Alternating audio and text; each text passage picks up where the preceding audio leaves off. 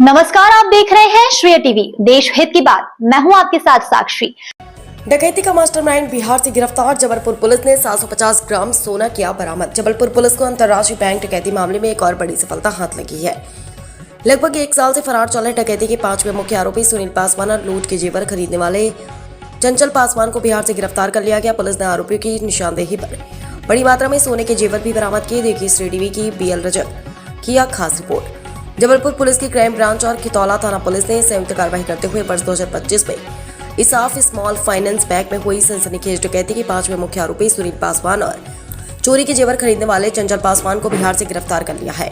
गौरतलब है कि 11 अगस्त 2025 को खितौला स्थित इसाफ स्मॉल फाइनेंस बैंक में हथियारबंद बदमाशों ने करीब 14 किलो 800 ग्राम सोने के जेवर और 5 लाख रुपए नकद लूट लिए थे। इस मामले में पुलिस लगातार फरार आरोपियों की तलाश में जुटी हुई थी। पुलिस ने आरोपी सुनील पासवान को बिहार के तिलैया गांव से गिरफ्तार किया, जबकि चंचल पासवान को गुरवा क्षेत्र से पकड़ा गया। पूछताछ के दौरान सुनील की निशानदेही पर करीब 750 ग्राम सोने के जेवर भी बरामद किए गए हैं।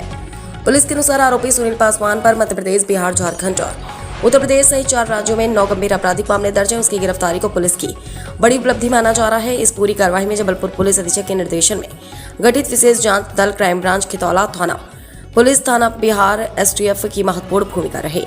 संपत उपाध्याय पुलिस अधीक्षक जबलपुर ने क्या कहा, सुनते हैं। BL रजक, श्रेय टीवी, जबलपुर की खास रिपोर्ट। बैंक में सोने की डकैती हुई थी, जिसमें नकाबबंद बदमाशों ने हथियार दिखा के वहाँ के स्टाफ से सोना लूट के ले गए थे। इसकी मात्रा बड़ी घटना थी। इसमें कप्तान अधिकारियों का सुपरविजन हुआ, हमारी टीम में सक्रिय हुई और काफ़ी मशक्कत के बाद उसमें आरोपियों को पकड़ने में सफलता मिली और माल भी काफ़ी कुछ बरामद हुआ। इस पूरी घटनाक्रम में एक आरोपी सुनील पासवान नामक था, जो कि इनका एक तरह से कहा जाए तो हेड था राजेश दास के साथ और हथियारों वगैरह का भी काम करता था और कई सारे उसके पहले से भी मामले थे और उसकी पर्सनालिटी एक बड़े बदमाश के रूप में शोहरत थी उसके लिए हमारी टीम लगातार सक्रिय थी। घटना हुई अभी लगभग 11 महीने हो गए। पुराने जो आरोपी पकड़े गए उनका ट्रायल भी चल रहा था, लेकिन लगातार इसमें हमारी टीम लगी रही और अंततः हमें सफलता मिली है। उस आरोपी को अभी हमारी टीम ने गिरफ्तार किया है और उससे कुछ माल भी बरामद हुआ है, जो कि लगभग 1 करोड़ की राशि का माल है और ये आरोपी को हम न्यायालय से पुलिस रिमांड ले रहे हैं। रिमांड के दौरान और उससे पूछताछ की जाएगी तो प्रयास रहेगा इसमें अधिक से अधिक और भी रिकवरी की जाए। साथ ही साथ अन्य कोई भी इसमें बचा हुआ आरोपी की भूमिका नजर आती है तो उसको भी पकड़ा जाए। सर, इनका अन्य राज्यों में भी इस तरह का नेटवर्क था और राज्यों में भी इन्हें लूट की घटना की है? जी बिल्कुल, ये बहुत ही दुर्दांत किस्म का आरोपी था और 3 से 4 मामलों में ऑलरेडी ये फरार चल रहा था और बाकी अन्य राज्यों की पुलिस भी इसके पीछे लगी थी, लेकिन हमें इसमें सफलता मिली है और आरोपी को हमने पकड़ा है। बाकी पूछताछ में हो सकता है अन्य भी कोई घटनाएं सामने आए जिसके बारे में भी लोग पता है। सर, इनसे हथियारों की भी कोई जब्ती की गई है? पूछताछ की जा रही है। घटना में हथियार उपयोग हुए हैं, इसने भी अपना हथियार कहाँ छुपाया है जा रहा है, हमारी टीम जबलपुर से सीधा कनेक्शन नहीं। अगर आपको ध्यान देगा तो इस पूरी घटना में जबलपुर के आसपास के कुछ लोग इन्वॉल्व थे और कुछ आरोपी जेल में थे, जहाँ से इनका परिचय हुआ। उसके बाद पूरी घटना बनी थी और ये लोग आके यहाँ पे इंद्राना में और अलग स्थान पे किराए पर रहे थे। तो इस क्रम में ये भी वहीं बिहार से आया था। बाकी सीधा इसका कनेक्शन नहीं था। जो आरोपी जबलपुर वाले थे उन्हीं के माध्यम से घटना जगहों की रेकी इत्यादि उन्होंने करके घटना को अंजाम दिया था। लेकिन सभी बदमाशों में सबसे ज़्यादा आपराधिक प्रवृत्ति का रिकॉर्ड इसी का रहा है। सर, क्या इतना समय लग गया इसको ढूंढने में? निश्चय ही ये एजेंसी शातिर किस्म का बदमाश था और जैसा मैंने बताया कि कई मामलों में पहले से ही वांटेड है। ये हार्डकोर क्रिमिनल था, इसको पता था कि कैसे छुपा जाता है, कैसे बचा जाता है पुलिस की नज़रों से, इसलिए इसमें समय लगा। लेकिन अच्छी बात ये रही कि घटना के ज़्यादातर आरोपी पकड़े जाने के बावजूद भी एक जो मुख्य आरोपी रह गया था घटना में, उसके लिए भी हमारी टीम सक्रिय रही और अपने जबलपुर से इतना दूर जाके बिहार में इसका पीछा करती रही और फाइनली इसको पकड़ने में सफलता मिली।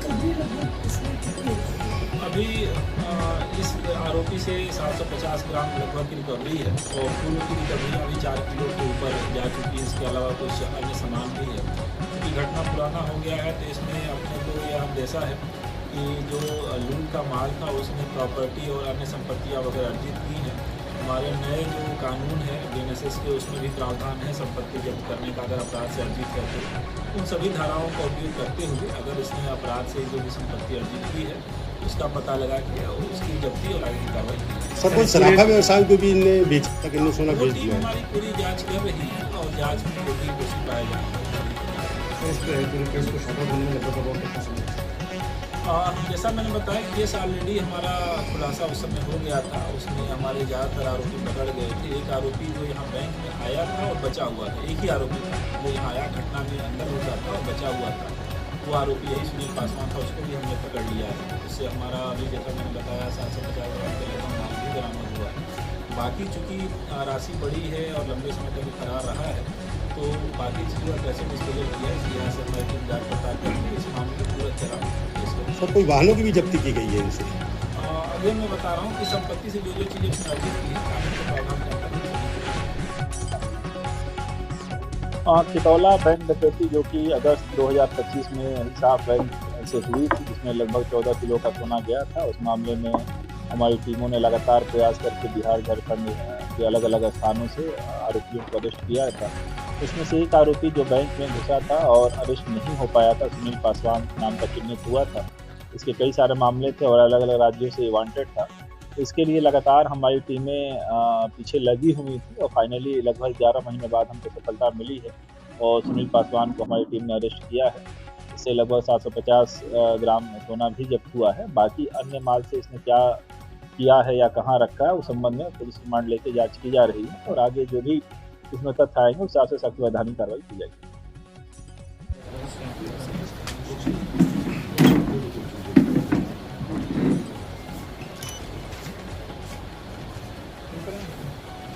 ठीक है सर। जी सर।